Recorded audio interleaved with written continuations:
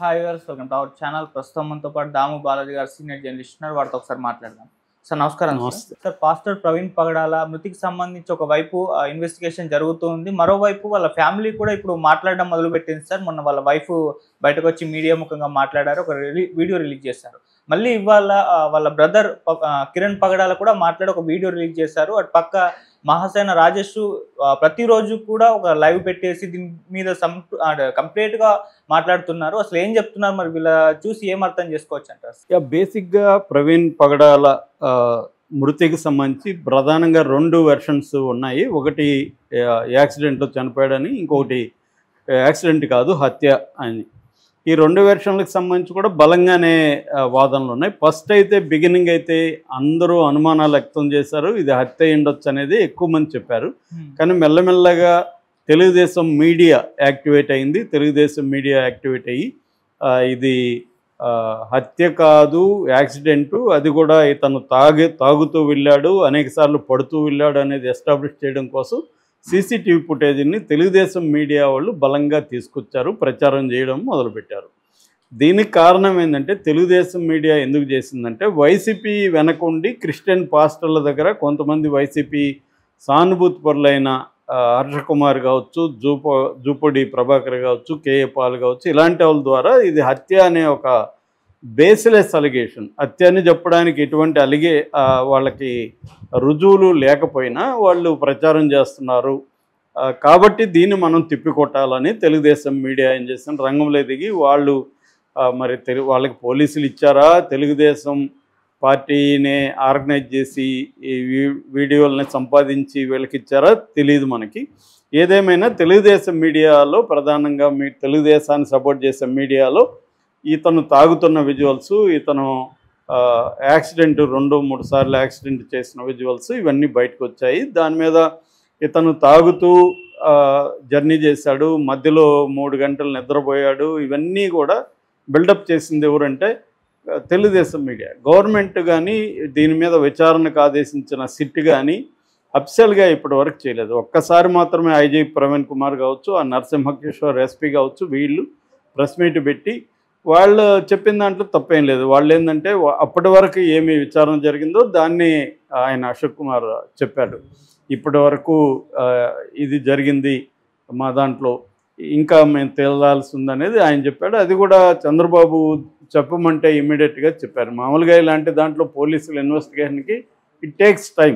ఎందుకంటే సీసీటీవీ ఫుటేజీలని దారంతా దాదాపు 500 కిలోమీటర్ల పైన సీసీటీవీ ఫుటేజ్ని కలెక్ట్ చేయాలి. అప్పటికి వాళ్ళు ఏంటంటే ఫస్ట్ 13 టోల్ గేట్ల దగ్గర సీసీటీవీ ఫుటేజ్ కలెక్ట్ చేశారు. ఓవరాల్గా ఒక 200 పైన సీసీటీవీ ఫుటేజ్ కలెక్ట్ చేశారని చెప్తున్నారు. ఎందుకంటే కలెక్ట్ చేసేది ఒక పెద్ద వ్యవహారం, దాన్ని మళ్ళీ పరిశీలించాలి, టైమింగ్స్ మ్యాచ్ చేసుకోవాలి, అనేక గంటల ఫుటేజ్ చూడాలి, ఇవన్నీ ఉంటాయన్నమాట. ఇవన్నీ టైం పడుతుంది. అట్లాగే post mortem report, toxicology, pathology report, forensic science lab report, ఇవన్నీ కూడా తీసుకుని అంటే టెక్నికల్ అంశాలు, తర్వాత సర్కమ్స్టాన్షియల్ ఎవిడెన్సు, సీసీటీవీ ఫుటేజీ, ఈ మధ్యలో కొంతమంది వ్యక్తులు కూడా అతనితో ఇంటరాక్ట్ అయ్యారు. అంటే అతనికి మధ్యలో అతను police SI, traffic SI Subbarao కావచ్చు, ఆ టీ షాప్ అతను నాగార్జున కావచ్చు, అట్లాగే పెట్రోల్ పోస్తున్న అబ్బాయి కావచ్చు, రాహుల్ అనుకుంటా తన పేరు, అట్లాగే కొన్ని చోట్ల ఇతను పడిపోయిన వచ్చిన అతనికి హెల్ప్ చేసిన వాళ్ళు కావచ్చు, ఇలాగ వీళ్ళతో అందరితో కూడా మాట్లాడాల్సిన పరిస్థితి ఉంటుంది. వీటన్నిటినీ చూసుకొని ఇది హత్య అయిండే కోణంలో కూడా వాళ్ళు విచారించాలి. ఎందుకంటే ఇది అనుమానాస్పద మృతిగా పోలీసులు కేసు నమోదు చేసుకున్నారు కాబట్టి హత్య అనే యాంగిల్ని కూడా వాళ్ళు కవర్ చేయాలి. హత్య యాంగిల్ని కవర్ చేస్తే ఆ వైపుగా ఏమన్నా ఆధారాలు ఉన్నాయో చూడాలి. అందుకని వాళ్ళు ఓపెన్గానే ఐజీ కానీ ఎస్పీ కానీ పిలిపించారు కూడా, మీకేమన్నా ఉంటే ఇవ్వమని. కానీ ఇక్కడ ఏమైందంటే ఇటు వైసీపీ యాక్టివ్గా వైసీపీ రంగంలోకి దిగినట్టుగా కనబడలేదు, కానీ ఇండైరెక్ట్గా వైసీపీ వెనకుండి వైసీపీకి సంబంధించిన కొంతమంది పాస్టర్ని వాళ్ళ రంగంలోకి దించి దీన్ని హత్య అని ప్రచారం చేయడం మొదలుపెట్టింది. దీంట్లో అనేక అనుమానాలు కూడా సాధారణ క్రిస్టియన్లకు కూడా, సాధారణ ప్రజలకు కూడా ఈ కేసులో అనేక అనుమానాలు అయితే ఉన్నాయి. వీటిని నివృత్తి చేయాల్సిన బాధ్యత ప్రభుత్వం మీద ఉంది. వాళ్ళు మేబీ ఇవన్నీ ఇంకో 1-2 డేస్లో నివృత్తి చేసే అవకాశం ఉంది. ఇప్పటి వరకు ఇటువంటి గందరగోళం అయితే ఇంకా కంటిన్యూ అవుతుంది. అయితే ఎక్కువ భాగం ఈ విజువల్స్ అంతా వచ్చిన తర్వాత ఇది యాక్సిడెంట్ అయి ఉండే అవకాశం ఉంది అనేది జనరల్ పబ్లిక్ అయితే ఎక్కువ భాగం నమ్ముతున్నారు. ఆ మేరకు తెలుగుదేశం మీడియా సక్సెస్ అయిందంటుగా చెప్పుకోవచ్చు. ఈ నేపథ్యంలో ఏంటంటే అయితే ఇక్కడ హర్ష కుమార్ కానీ, కేఏ పాల్ కానీ, జూపూడి ప్రభాకర్ లాంటి వాళ్ళు ఇప్పటికి కూడా గట్టిగా ఇది హత్యే అనేది వాళ్ళు చెప్తున్నారు. కేఏ పాల్ ఏమో ఇది హత్య అయిండొచ్చు, నా వరకు నాకు 90% ఇది హత్య అనే ఫీల్ అవుతున్నాను, వేరే కూడా అయిండొచ్చు, దాన్ని ప్రభుత్వం తేల్చాలని నేను డిమాండ్ చేస్తున్నాను ఆయన అన్నాడు. హర్ష కుమార్ మాత్రం ఇది హత్యే, ఎందుకంటే అక్కడ పడే అవకాశం లేదు, గొంత కూడా చిన్నగా ఉంది, నేను ఛాలెంజ్ చేస్తున్నా పోలీసుల సమక్షంలో, మీడియా సమక్షంలో, నేను కూడా అదే బైక్ మీద అదే విధంగా పడతాను, అక్కడ నేను చేస్తానేమో చూస్తాము అని కూడా అతను ఛాలెంజ్ చేశాడు.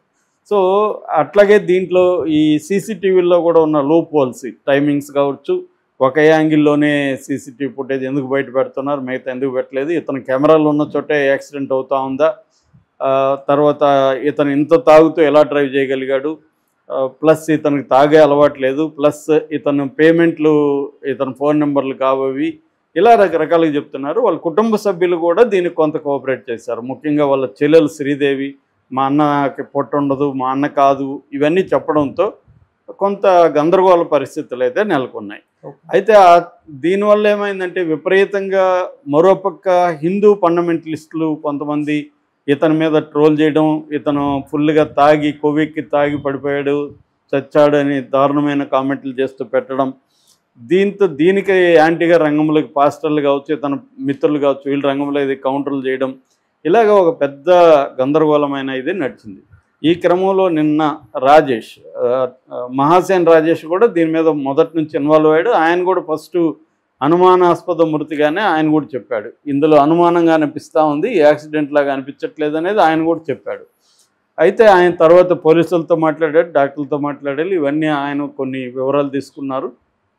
దాని తర్వాత అతను ఏంటంటే ఇది క్లియర్గా యాక్సిడెంట్ అని తను నమ్ముతున్నట్టు నిన్న ప్రెస్ మీట్ పెట్టాడు, నిన్న కొన్ని ఛానల్స్తో కూడా మాట్లాడాడు. ఆయన చెప్తున్నది ఏంటంటే ఇది అనుమానాస్పద మృతి అని నమ్మచ్చు, నమ్మడంలో తప్పు లేదు, కావాలనే అనుమానాస్పద మృతి అని ప్రచారం చేస్తున్నారు, వాళ్ళ దగ్గర ఏమో ఆధారాలు లేదు, ఇది ప్రధానంగా 3 నాయకులు చేస్తున్నారు, ఒకరు హర్ష కుమార్ మాజీ MP, 2 Jupudi Prabhakar YCP, 3 KA Paul, అది కాకుండా ఇంకొక 10 మంది పాస్టర్ల వరకు కూడా వాళ్ళు నిజానికి ప్రజల్లో పట్టున్న పాస్టర్లు కాదు, వాళ్ళు ఏదో యూట్యూబ్ ఛానల్లో మాట్లాడే పాస్టర్లే, వాళ్ళు గందరగోళం క్రియేట్ చేస్తున్నారు. దీంతో కొంతమంది ఆయన భాషలో చెప్పాలంటే అభం శుభం తెలియని క్రిస్టియన్లు కొంతమంది నమ్మడం మొదలుపెట్టారు అనేది ఆయన ప్రధానంగా మాట్లాడాడు.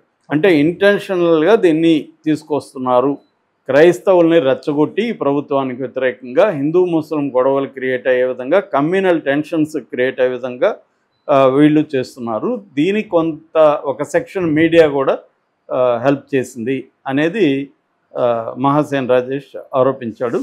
హర్ష కుమార్ దీన్ని ఖండిస్తున్నాడు. హర్ష కుమార్ ఏమంటున్నాడంటే ఇది క్లియర్గా హత్యని నేను నిరూపిస్తాను, పోలీసులు ఆ వైపుగా చేయాలి, దీన్ని అషప్ చేయడానికి ఒక వర్గం మీడియాలో ఇతన్ని ఒక ప్లాన్డ్గా తాగుబోతూ పడుతూ లేస్తూ వెళ్ళాడని బిల్డప్ చేయడానికే చేస్తున్నారు, అసలు ఆ వ్యక్తే కాదు, అతన్ని ఎవరు స్టంట్ మ్యాన్ పెట్టి యాక్సిడెంట్ చేయించారు, కావాలనే కెమెరాలు ఉన్న దగ్గరే పడిచ్చారు, ముఖ్యంగా టోల్ గేట్లు ముందే పడుతున్నాడు, మందు కొనేట్టుగా అతన్ని తీసుకెళ్ళి చేస్తున్నారు అనేది ఒకటి. రెండోది ఇక్కడ మన ఎల్బీ నగర్లో సవేరా వైన్ మార్ట్ దగ్గర ఒక వ్యక్తి వెనక